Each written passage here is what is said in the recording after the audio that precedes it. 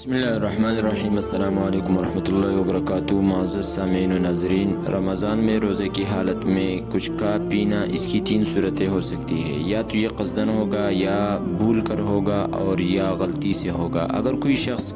رمضان میں کوئی چیز کھا لے اور اس کو یاد بھی ہے کہ میرا روزہ ہے، تو اس سے روزہ تو ٹوٹ جائے گا، لیکن ساتھ ساتھ میں اس روزے کا قضا بھی ہوگا، اور اس روزے کے کفارے کے طور پر 2 مہینے روزے بھی رکھنے لازم ہوں گے جرمانے کے طور پر۔ دوسری صورت، اگر کچھ کھا پی لی اور اس کو یاد تھا کہ میرا روزہ ہے، لیکن غلطی سے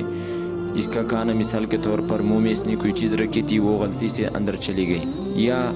وضو کر رہا تھا اور کھلی کرتے ہوئے غلطی سے پانی پیٹ میں چلا گیا، تو اس صورت میں بھی روزہ تو ٹوٹ جائے گا، لیکن اس صورت میں چونکہ اس نے قصدن نہیں کیا، لہٰذا اس پر کفارہ لازم نہیں ہوگا۔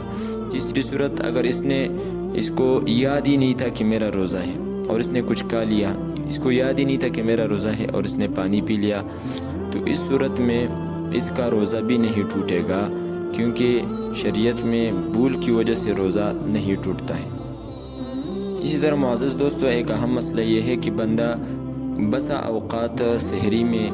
منہ میں کوئی چیز رکھ کر سو جاتا ہے، پھر اس کو پتہ نہیں چلتا، جب یہ اٹھتا ہے تو صبح ہو چکی ہوتی ہے۔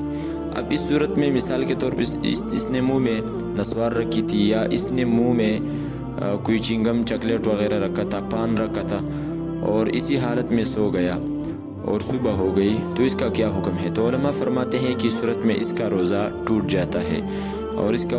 کی وجہ یہ ہے کہ چونکہ منہ میں جب پان وغیرہ ہوتے ہیں